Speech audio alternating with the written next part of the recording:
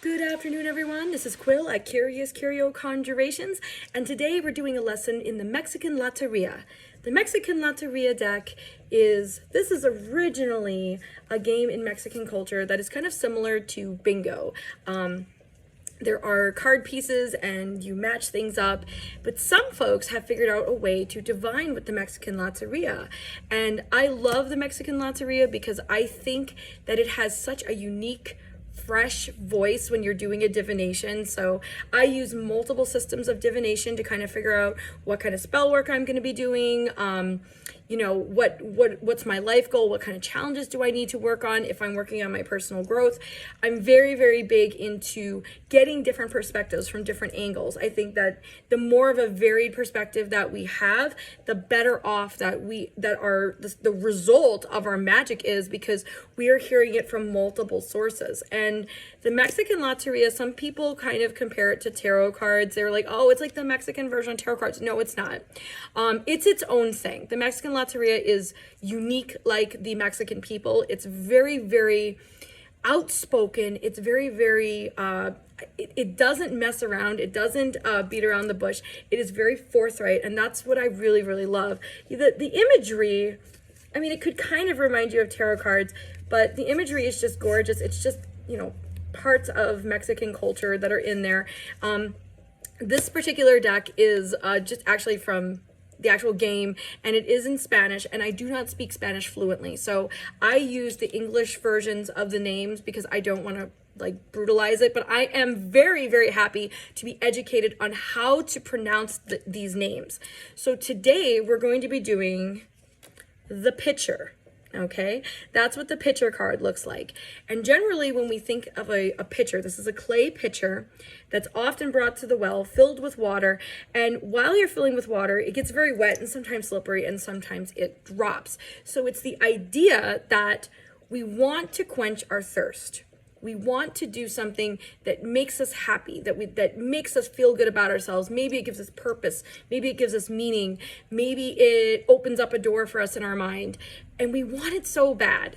And the pitcher is kind of like the idea of having water. If water's in a pitcher, okay, it's like, man, that water looks really good. But until you pour it into a cup, it's the idea of water. It's not actually you quenching your thirst and taking a drink. So it's a reminder that if you have an idea, you want something, then now it's time to start pouring the water out, pour these thoughts out, okay?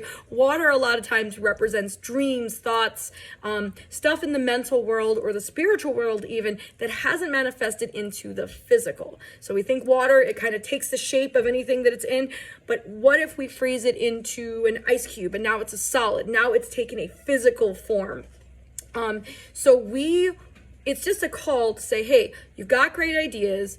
It's wonderful that you have them, but you need to start putting these things into action to quench that thirst, to have the things in your life that you want, that you're seeking. It's time to manifest that. And so seeing this card, when we're doing a manifestation of, if you watched earlier, how to ask the universe for a raise, it means ideas are great, but now let's see what your actions are. Let's ask the universe, okay, what can we do better?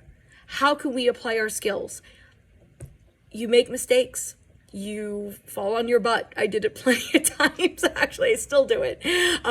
This YouTube channel is one of those things. I'm not really a video content maker, but I want to be. And so I'm out here taking my idea of doing a YouTube channel and making it happen. And so that is the action of the pitcher pouring out those ideas, and the ideas becoming the water that you drink that recharges you, that replenishes you, because that's what water does. We have a thirst for a reason. Our body is asking for water. And so if we are denying ourselves the water, we're going to feel if we're dehydrated, we feel gross. And I mean, that's why keeping hydrated isn't just a meme or a saying. It's a real thing. Being hydrated is very important. So being able to grow and express yourself and to move on to new places and new plateau and reach new plateaus and reach new heights. All of this stuff is really important for your mental health as well as your spiritual health. Regardless of your connection with the spiritual world, if you are a very, very experienced person, you have all these connections and all these experiences, awesome. If you are a beginner and you have no idea how to contact deities, work with your ancestors, do a ritual, build an altar, whatever that stuff is, it's still really important for you to feel some sort of quenching of that thirst. And you can do it in little ways by educating yourself about something. You can do it by taking a chance on something. You can do it by asking people advice about stuff. You can do it by making YouTube videos about how to do magic. That's just an example. So that is pretty much the lesson for today. The Mexican Loteria is kind of cut clear. That's why I love it. I absolutely love it for that reason. And so if you're looking for that, Mexican Loteria divination might be for you.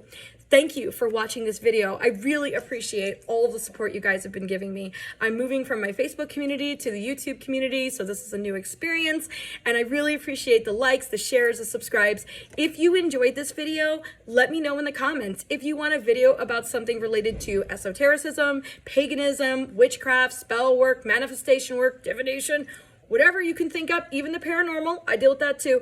I've got 24 years of experience, and I'm an ordained pagan minister for a pagan church named Deeply Rooted. And I'm happy to share what I know. And I'm also happy to learn new perspectives from you guys. So please engage me. So thank you very much for listening and watching. You have an excellent day.